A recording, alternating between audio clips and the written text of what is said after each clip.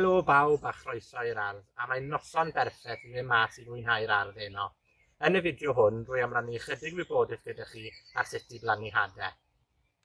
Fel garddiwr, un o'r pethau wy'n mwynhau mwyaf am arddio yw tyfu hadau. Wir i chi gewch chi ddim cyfnod fwy cyffrous nag egnïol yn yr ardd.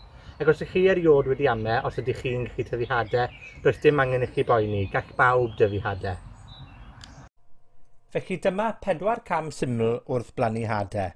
Yn gynta, mae angen i adnabod pa hadau yw plannu a phryd yw tyfu. Nawr heddi, wy'n mynd i blannu hadau lavatera. Mae lavatera yn blanhigyn sydd yn tyfu 1 flwyddyn yn unig, mae'n annual, ond mae'n tyfu'n sydyn ac yn dal, ac mae'n creu pentyrau o flodau pinc a gwyn hefyd, sydd yn denu pryfed peillio o bob math, yn enwedig y gwenyn. Wrth blannu hadau, yn aml, os ydrychwch chi ar gefen y pacyn hadau, mae cyfarwyddiadau pwysig ar bryd y dylwn ni hau'r hadau a phryd y byddant yn blodeuo. Fel y gwelwch chi, mae'n gyfle gwych ar hyn o bryd i ni blannu'r lavatera. Ond cofiwch, allwch chi dyfu pa bynnag blanhigyn i chi moyn. Dyna sydd mor wych wrth dyfu hadau, mae gymaint o ddewis i gael.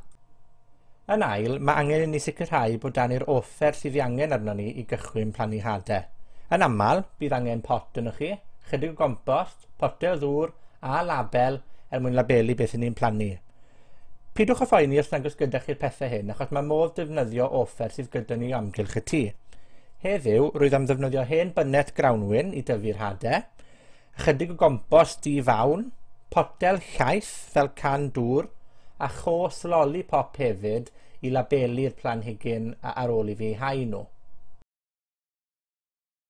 Mae'n bwysig i ni gofio wrth brynu compost ein bod yn prynu compost di-fawn neu gyda'r label peat free.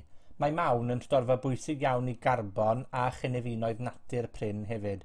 Felly mwyn i ni allu garddio mewn modd sydd yn gyfeillgar i'r natur a'r amgylchedd, mae'n bwysig i ni geisio ysgoi defnyddio mawn.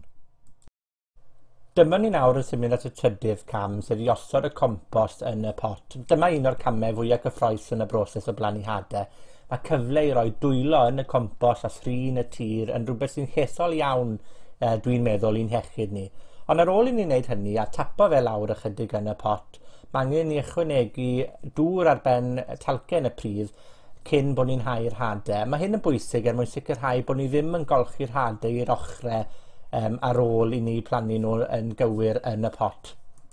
Ac yn olaf, nawr i ni'n agor y pecyn o hadau, yn tynnu'r hadau oddi ar y pecyn i hunan, ac yn barod i osod nhw ar dalcen y pridd. A wrth y modd ar y cam hwn, achos dyma pryd i chi'n gweld yr had yn fach iawn yn mynd i'r pridd, ac yn gwybod bod hwn yn mynd i droi'n blanhigyn sy'n mynd i oleio rhyw gornel bach o'r ardd i chi yn y pen draw.